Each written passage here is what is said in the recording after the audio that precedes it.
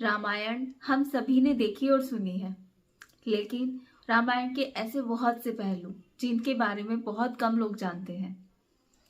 एक बार जब श्री राम ने युद्ध शुरू करने से पहले पूजा कराने के लिए एक शैव जो कि शिव भक्त हो, साथ ही में वैष्णव भी हो, ऐसे आचार्य से पूजा कराने की बात कही। तब जामवंत जी बोले कि प्रभु, इस वन में ऐसा आचार्य कहाँ से लाएंगे।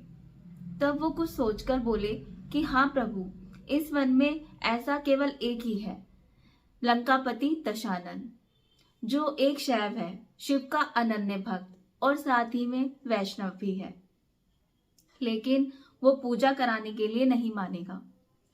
तब प्रभु श्री राम ने जामवंत जी से कहा कि आप एक बार उनके पास होकर तो आइए, क्या पता वो पूजा संपन्न कराने के लिए मान ही जाए। तब जामवंत जी लंका के लिए निकलते हैं। जैसे ही लंकापति दशानन को ये पता चलता है कि जामवंत लंका आ रहे हैं, तब वो अपने सभी सैनिकों को आदेश देता है कि जैसे ही जामवंत जी आए, उन्हें बहुत आदर सत्कार के साथ मेरे पास लाया जाए। जब जामवंत जी लंका आते हैं, तब रावण उठकर जामवंत के पैर छूता है और उन्हें स्वागत सत्कार के साथ अपने पास बैठाता है। तब जामवंत जी कहते हैं कि रावण, मैं एक इच्छा लेकर तुम्हारे द्वार पर आया हूं। मेरे साथ मेरे 2 यजमान हैं जो युद्ध शुरू करने से पहले पूजा कराना चाहते हैं, और उन्हें एक ऐसे आचार्य की जरूरत है जो एक शैव हो और साथ ही में वैष्णव भी हो, और इस वन में ऐसे केवल एक तुम ही हो। तब रावण कहता है कि आपके 2 यजमान कहीं वो रघुकुल वंशी तो नहीं है, राम और लक्ष्मण।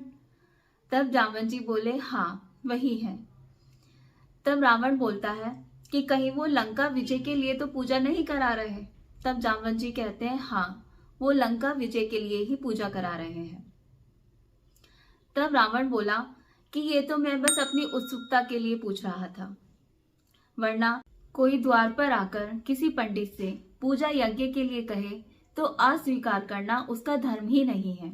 मैं पूजा जरूर कराऊंगा। तब जामवंत जी कहते हैं कि आचार्य, क्या मुहूर्त है।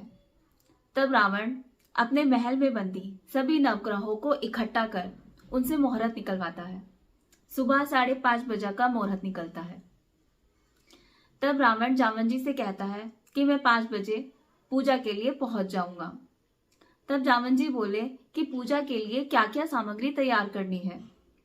तब रावण बोला कि जामवंत, मेरे दोनों यजमान वन में हैं और वो सामग्री इकट्ठा नहीं कर पाएंगे, इसीलिए ये एक पंडित का धर्म है कि वो सभी सामग्री अपने साथ लेकर आए। आप निश्चिंत रहिए, मैं सब कुछ अपने साथ लेकर आऊंगा। तब रावण जामवंत जी के जाने के बाद सीता के पास जाता है। हे सीते, तुम्हारा पति राम लंका विजय के लिए पूजा करा रहा है और उसके पास कोई पुरोहित नहीं है, इसीलिए मैं उसका पुरोहित बनकर जा रहा हूं। और किसी भी विवाहित पुरुष की पूजा तब तक अधूरी है जब तक उसकी पत्नी उसके पार्श्व में ना बैठी हो।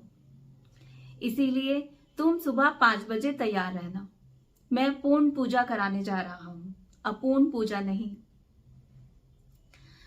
तब रावण श्री राम लक्ष्मण की पूजा संपन्न कराता है। पूजा संपन्न होने के बाद वो उन दोनों को आशीर्वाद देता है कि आपने जिस संकल्प हेतु ये पूजा कराई है, सभी देवतागण उपस्थित होकर आपका वो संकल्प पूर्ण करें। रावण में लाख बुराइयां थी, वो बहुत पापी था, लेकिन तभी भी उसने अपने शत्रु की पूजा पूर्ण निष्ठा के साथ संपन्न कराई। जब श्री राम ने लंकापति दशानन को पराजित कर उसका वध कर दिया, तब वो उदास हो एकांत में जाकर बैठ गए कि कितना रक्तपात हुआ। तब मंदोदरी विलाप करते हुए वहां पर आई कि कौन है वो जिसने त्रिलोकीनाथ का वध किया। तब वो श्री राम के पास जाती है। जैसे ही प्रभु को एक स्त्री की परछाई अपने पास आती हुई नजर आती है, वैसे ही वो शीघ्रता से उठकर खड़े होकर पीछे हट जाते हैं और गर्दन झुका लेते हैं और पूछते हैं, माता कौन है आप। तब मंदोदरी बोली, मैं ही हूं वो अभागिन जिसके पति का आपने वध कर दिया।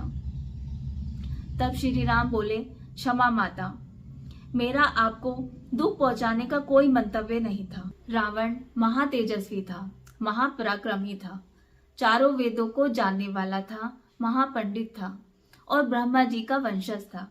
वो उच्च कुल में पैदा हुआ था, लेकिन उसने अनीति की थी, घोर पाप किया था जो क्षमा योग्य नहीं था।